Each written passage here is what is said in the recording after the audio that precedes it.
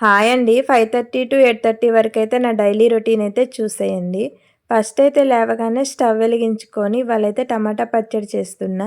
Daily ఏమో పల్లీ చట్నీ చేస్తాలే గానీ బోండాలోకి టమాటా పచ్చడి బావుంటదనేసి అయితే టమాటా పచ్చడి అయితే చేస్తున్నా.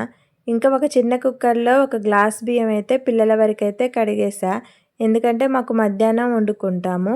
ఇంక ఇవాళ కర్రీ అయితే బొంతకాకరకాయ కర్రీ చేస్తున్నా. నిజంగా ఈ కర్రీ అంటే నాకు చాలా ఇష్టము.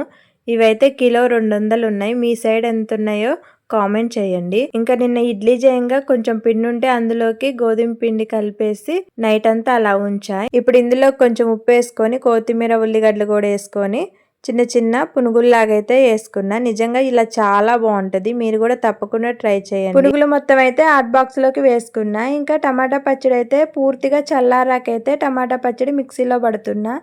పూర్తిగా చల్లారాక పడితేనే టమాటా పచ్చడి అనేది చాలా టేస్ట్ ఉంటుంది.